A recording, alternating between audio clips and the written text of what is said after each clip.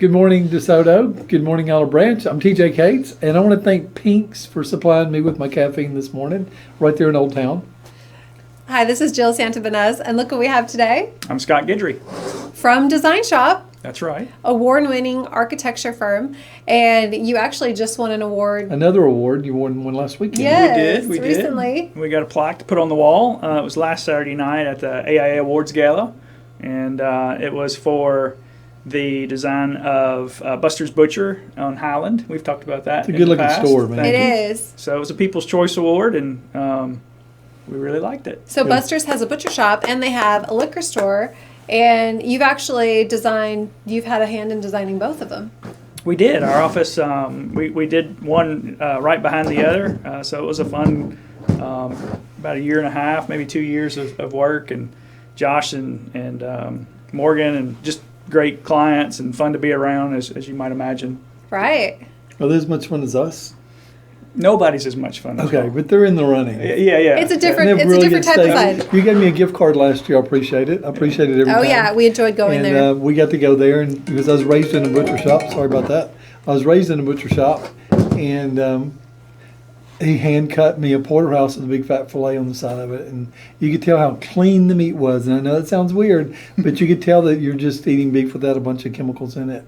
It's a great location. Plus, it looks really cool. And sometimes people don't know how to cut a steak, so he really appreciated that because his family had a butcher shop. I wanted to jump back there on the bandsaw. I know. But maybe next time. But that's cool. Now, you didn't just take a butcher shop and make it look like a butcher shop. What are some of the things that you do? You don't make a liquor store look like a liquor store. You don't make a motor museum just look like a motor museum. What are you doing that's different? Well, we're always looking for different ways to sort of translate the same process. So when Josh came to us and said he wanted to do a butcher shop, he knew, from some work that we've done in the past, that we wouldn't give him the same butcher shop that you might see down the road. Nothing wrong with those other butcher shops, but we want our our clients to have their customers come in and just go, wow, this is not at all what I was expecting. That's exactly what we did. So we chose to kind of look at that butcher shop as a retail component, not just for food, but this is a shopping experience. Right. And so you sort of get enveloped by the product and the materials and the lighting and the displays were great. And they're all intentional. I mean, every square inch of that place was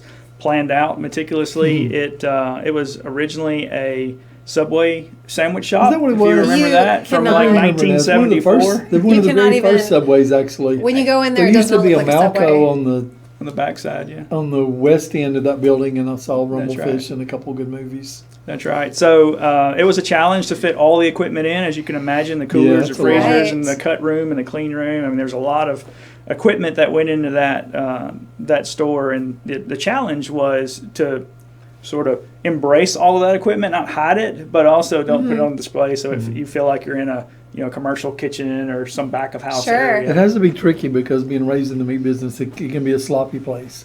And I didn't get that. It was very sanitary. You can tell that they're still working it. But the design kind of catches your eyes and keeps it up. And then you have that display when you walk in, not just along the walls, but where people can walk around a display. And there's still a lot of room. There is. I mean, it is a tight space, and the shelving in the middle is all on wheels, so they can move around. They can rearrange things however different products come in. They can gang them together or slide them apart. I will say, you talked about the cleanliness, and that was one of the things that Brad the Butcher and Josh and Morgan all said is like, we want everything on display. And, at first we were like, are you sure? Yeah, right. It's just like a really nice restaurant. May not want to open up their whole kitchen, because it is a kitchen. It's a workspace. Right. And, we took it with their direction, and we took it one step further and said the cut room where, the sides of beef are being cut up into certain what's it called? Short loins, 4/4. I can do the whole thing. Proof you don't have to be an expert on meat to do it. Semi-boneless ribeyes, take the top plate all off. That stuff. There's so many things to But it. it's all on display. As a customer, you can see that, and that it's all being handled properly. And they know their stuff, behind the room. So I really They're like experienced it when they do. We went about 9 or 10 years ago, we went to a steakhouse in Nashville. We had like a Brentwood day and a Franklin day, and I went and I ordered my steak, and I'm very specific about where I want the steak to come, where it is, exactly what I want the fat, where I want the fat to be. I gave them a good explanation. They brought me a steak that wasn't what I said.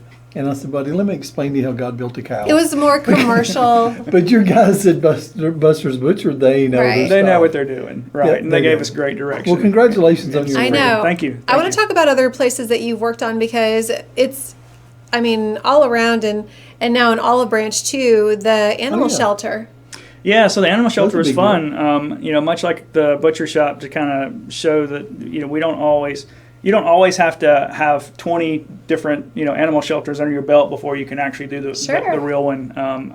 Our office is research oriented. I mean, we like to take on new projects, new challenges. And, you know, when we were first talking to the city about the animal shelter, literally the first question they asked, have you ever done an animal shelter? And I was like, uh-oh, here we go. And I said, well, no, we haven't, but we can. And Of we can figure it out. There's no limit. So You happen to have we something- did. We built a little model to kind of explain Wow. what the animal shelter may look like. Amazing. The final product is very similar to this, but it has a little more color. This always makes me course. think Woody? of Brady Bunch. Mike Brady would come home with his architecture Yeah. filled out like that. Can I ask? So it looks like it's at an even level. So what is this area right here, the taller level? Yeah, the taller level, it's supposed to grab your eye from the parking lot. The parking, you know, comes from this end, and there's cars that the customers can park along the front. But the idea is that you'll easily recognize where the front door is. You can see it's a long good. facility. That's kind of the nature of, you know, the kennels and things that are inside and how they're lined up. You know, it's the old form and function thing. We need to make sure that the people that are working inside, they're not kind of crossing each other's paths. And the cats and dogs, you got to keep Right. them separate, right? Right. It's a real thing. Yeah, so they are separate, but there's a lot of thought that goes into the arrangement of the pieces and parts inside, so that it's efficient for the workers too. They're there all day, and if they can kind of go through the progress of their work in some sort of order, as opposed to just kind of bouncing all around. Yeah, that now makes how sense. do you do that? Now, you've never been a butcher, and you never worked at an animal shelter, but how do you put all this thought? The I mean, vision. That's something I can't really comprehend of how you do so much detail. You know the flow. Is it meetings? Well, is it it's- questions and answers? It proves that the work that we're doing is truly collaborative. Our clients do have to come to the table with knowledge of their own business. They may not have all the details. They may know how they've done it, you know, in years past or decades past, but not really sure how it's done today. So that's where the research side of architecture comes in, and we really enjoy that. So we're looking at other local animal shelters. How do they? You know, there's some new ones that have built around town. How are they laid out? Talk to some of those administrators to say, how's it working for you? And they're like, oh, I wish we had done this. I The wish we had done wish that. we would Right. have. I think that would be an interesting question A wish list. to get. Or wish that we would have list. Those are great because Before now we you have an build it, opportunity, you know, and hopefully, you know, the city of Olive Branch won't have too many I wish we would have I don't think on they the will. end if we've done our job right. It's super And cool. Now this is going in Alexander in State Line. Polk Lane and Sallow Drive. I was nowhere close, Yeah, but it's east. but you were somewhere. It's East Olive Branch. Yeah, so it counts. It's in Olive Branch, and let's talk about these other fun I have places. one So more question about go ahead. this. Do any of them mention that it maybe make the animals that need to be adopted a little bit more appealing if it's in a nicer building? That's just a question that I personally have. Again, back to similar ideas with the butcher shop and many of other projects. This is retail. You know, it is animals, it's pets, and we want people to, when they come in, to feel like they're in a comfortable place. This is a big part of architecture is really the human level, the human experience, Right. and those are the things that we're really focused on. Is how does the person park? You know, maybe even how do they. What might they feel or think when they pass the building? You know, we want them to go, hey, I want to go in there. You know, I want Yeah. to check that out. That's the draw. That's what we're trying to do. But all the way onto the inside, if they're comfortable, the lighting's just right. You know, it puts them in the right mood to be able to receive the pets and not just be in a big open space with lots of lighting and Or just harsh. or a That's where small space architecture where you comes don't in. really have enough room to move around or see what you're looking for. Yeah, so this particular animal shelter does have a family room, so it's supposed to mimic Oh, that's your, nice. maybe a room in your house, a living room or a den.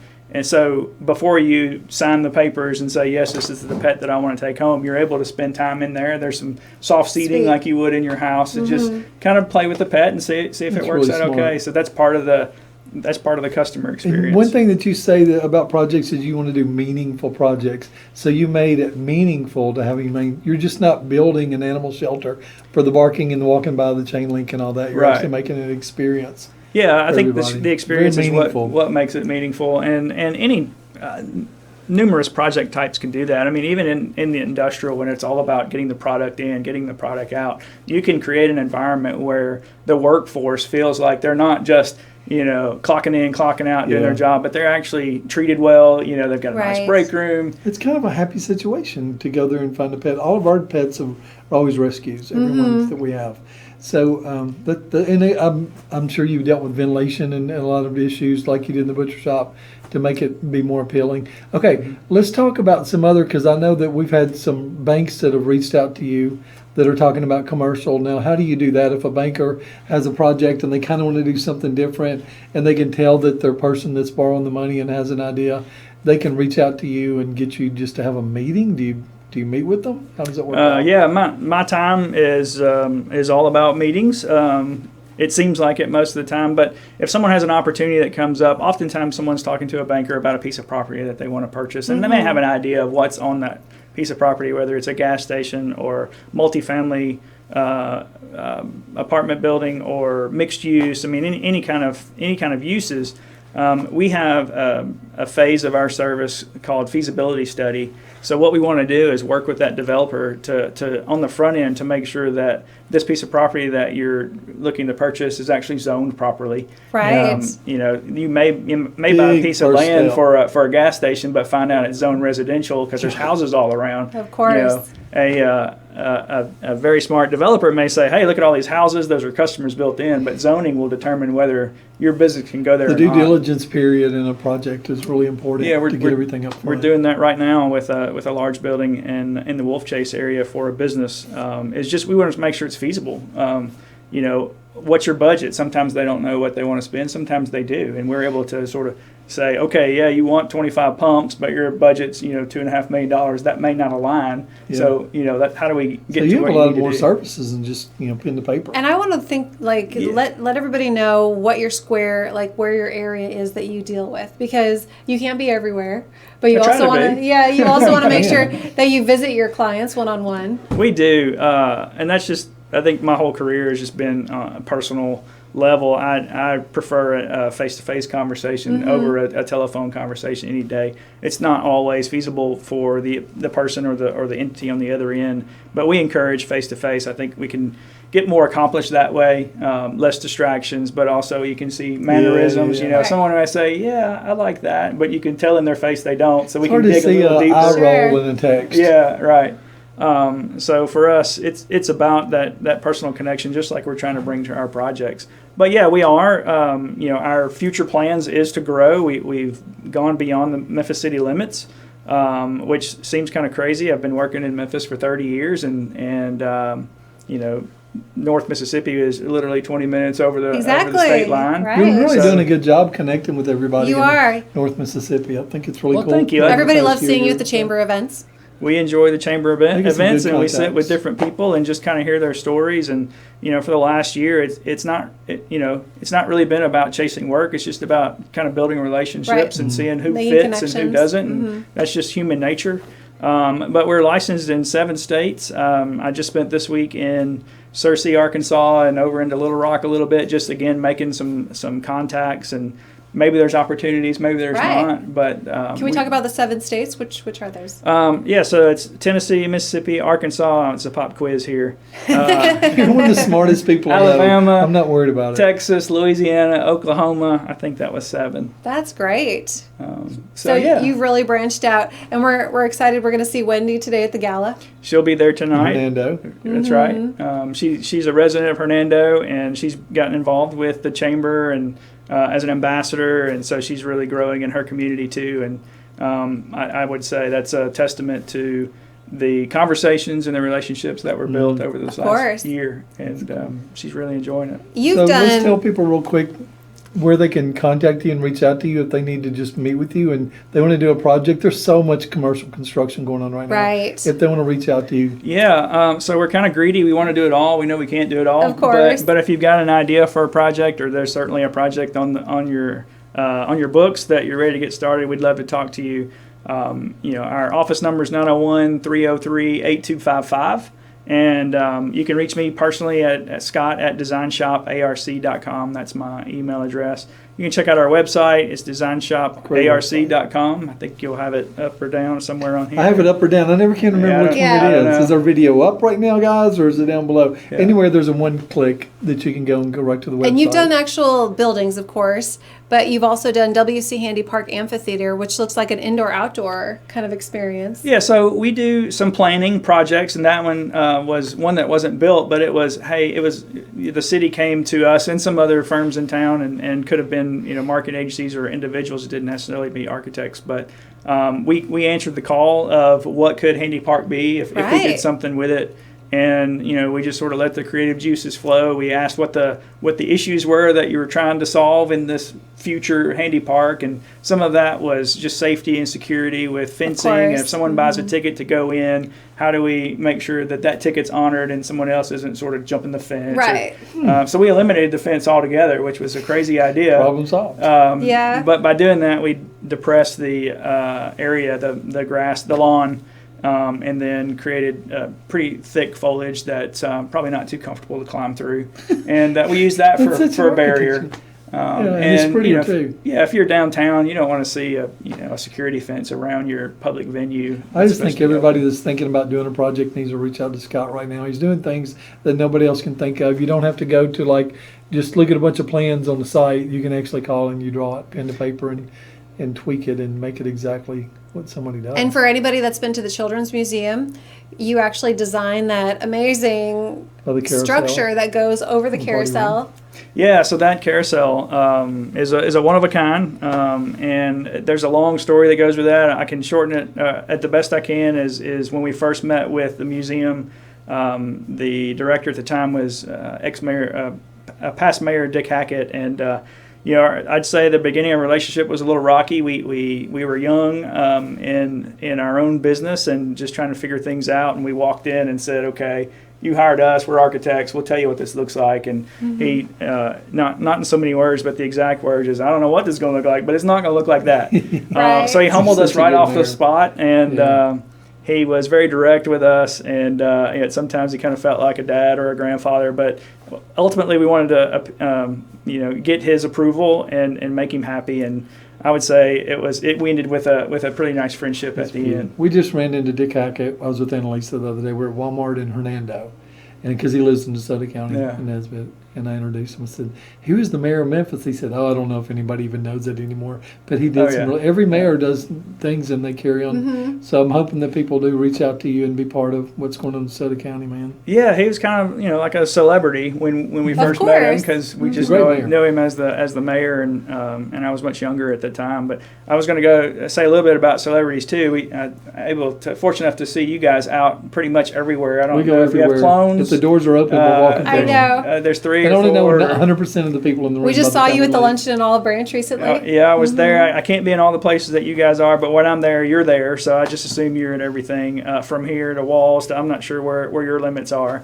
So you've always been nice to me and sort of welcome me in. And I would say today, I feel like I'm in your office. So this is when the celebrity stuff happens. It's like, oh, you guys Mr. are kind Sam of a big Riker. deal. Yeah, weather mayors, right back We're there. in the Olive Branch OBTV studio, green screen studio right now. We're downstairs at City Hall.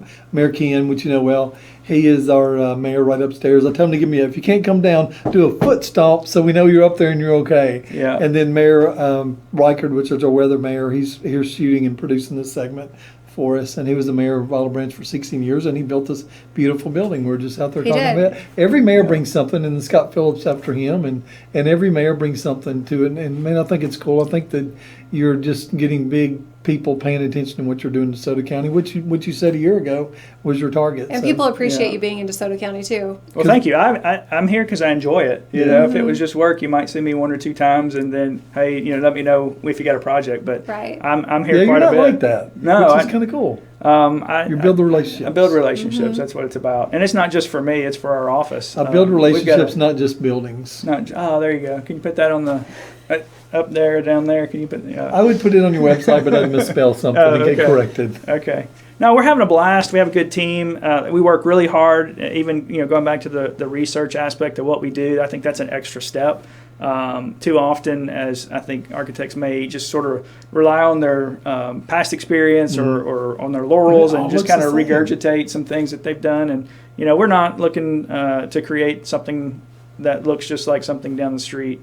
We want to make things unique that draws attention. Client. It is very time consuming, and that's kind of the first hurdle is to explain the schedule and why it takes as long as it does. But I would say a project anywhere from start to finish is a year to 2 years is kind of the work that we do.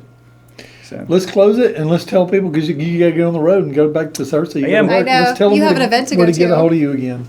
I'll just, maybe the phone number is the fastest way. Okay. The phone number's in the links in the box right there. Yeah. But reach out anytime. 901-303-8255. 8255 is draw if you're kind of like the old school. There you go. The old text, we have a rotary dial phone in our studio at home. You've been to our studio. I think it's draw. It's been a while. And there's a young mortgage lender that's maybe 30. I don't know. I'm guessing. I don't work at the fair. I can't guess ages. But he was like, and he did not know. They said, dial your home number with this. And he's like, what? He didn't know how to do that. But you got to listen for the dial tone first. So right. You look like you're 30, but you said you've been in the business 30 years. So I'm anxious for people to set up some meetings with you and meet you in person. He's a big deal. I am from the rotary phone era. We didn't have Ma Bell or the lady that we've seen on the black and white movies. I came after that. But yeah, I've been around a little while. Your previous guest, Miss Beverly, she talked about life experiences, and I think that's a big part of architecture. Is it's my experiences, it's my partner's experiences. Everyone that's in our office, we're aged 25 to 55, and everyone comes to the table with something different, and we sort of meld all that together. You have a really cool looking little group of people. Thank you. We have fun. This is TJ Cates, Jill Santibanez, and Scott Guidry.